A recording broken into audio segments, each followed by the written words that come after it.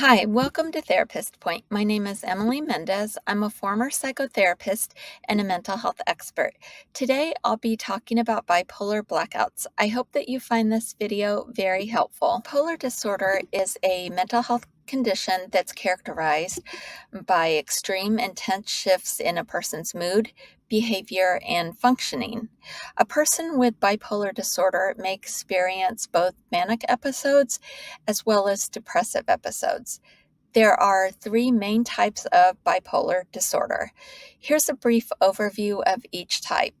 Bipolar type 1 is characterized by manic episodes that last at least a week or require hospitalization.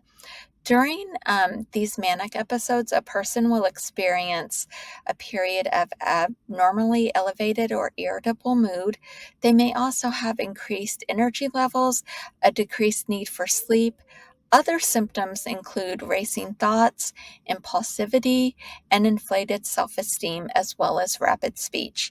These symptoms are very extreme difference from the person's baseline.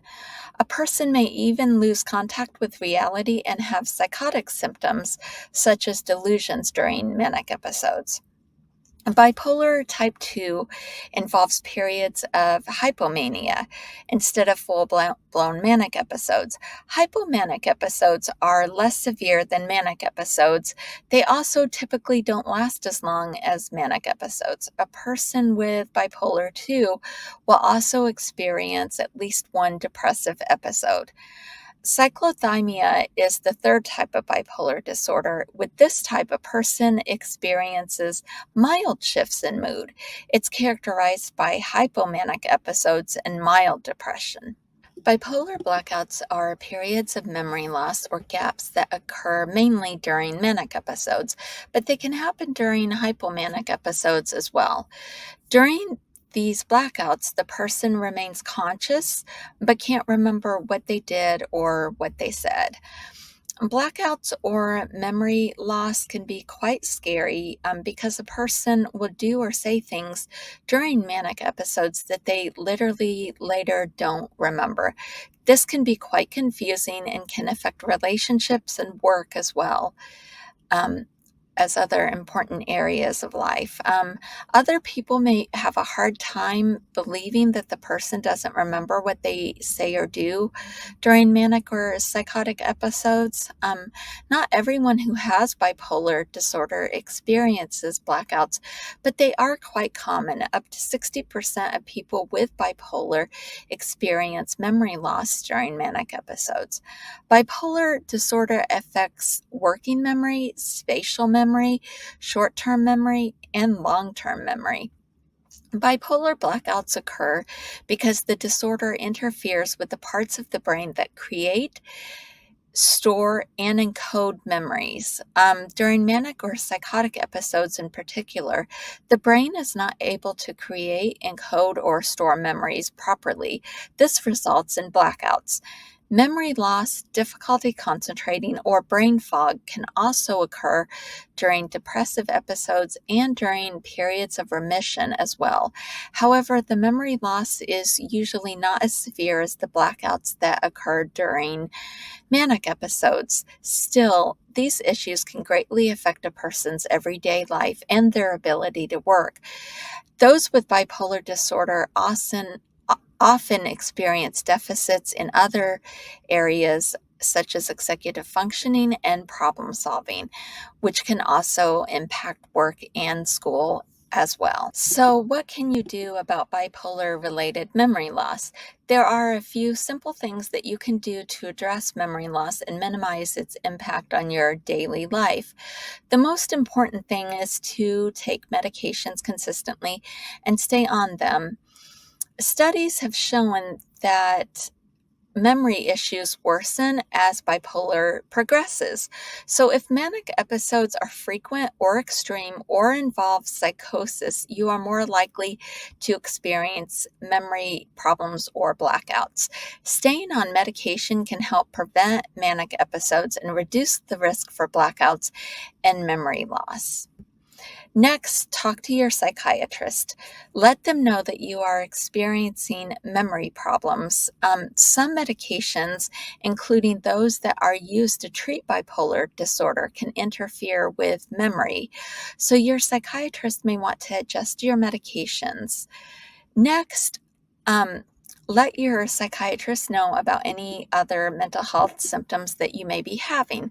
Certain co occurring conditions like anxiety and ADHD can make memory problems worse. So it's important to talk to your psychiatrist if you are experiencing symptoms so that you can be treated for both conditions. Besides taking your medications and talking to your psychiatrist, there are a few things that you can do to improve your ability to remember things. Here are just a few tips. The first one is to reduce stress. Stress affects how memories are formed. So, when you are under a lot of stress, it makes it more difficult to remember things. So, it's essential to maintain healthy daily habits and to simplify your daily life to cut down on stress. There are a couple ways you can do that. One of the ways is to not take on more than you can handle, and the next way is to save time for yourself to relax every day. Next, follow a daily routine. A routine creates structure in your life, and it can also help you remember things more easily since every day is essentially the same. This can result in less stress.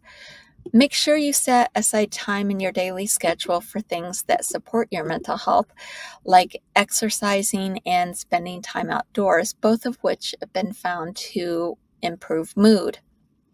Next, write down reminders or use a daily reminder app. Daily lists and reminders can help you remember important tasks so that you don't forget them. This can also reduce stress. Set alarms so you stay on track with your task each day. Next, take notes. Take notes or use a note taking app during phone calls and meetings. This will help ensure that you remember important things, and it can also help you at work. Next, use a journaling app. A journaling app is a great way to keep track of your moods every day. It's also a great way to keep track of your thoughts throughout the day. You can also use a journaling app to keep track of important information like your medications and other tasks. Next, keep your home organized. When your home is organized and you have a designated place for things, it can help you remember where important things are, like your keys or your purse. That can cut down on stress. Next, pay attention to your sleep. People with bipolar disorder often experience insomnia and other sleep problems, but getting enough sleep is vital for memory. Sleep plays an important role in memory consolidation. When you don't sleep, your brain is not able to properly consolidate your memories. Therefore, make sure you follow a sleep routine. Aim for 7 to 9 hours of sleep each night and wake up and go to bed at the same time every day. Also, practice good sleep hygiene. That means adopting a calming sleep routine and including things like bedtime yoga in your sleep routine, as well as cutting off electronics an hour before bed. Next, avoid drugs and alcohol. Many people with bipolar disorder struggle with alcohol and drug use. In fact, more than 40% of people with bipolar meet the criteria for a substance use disorder. However, using drugs or alcohol, even occasionally, can worsen memory problems.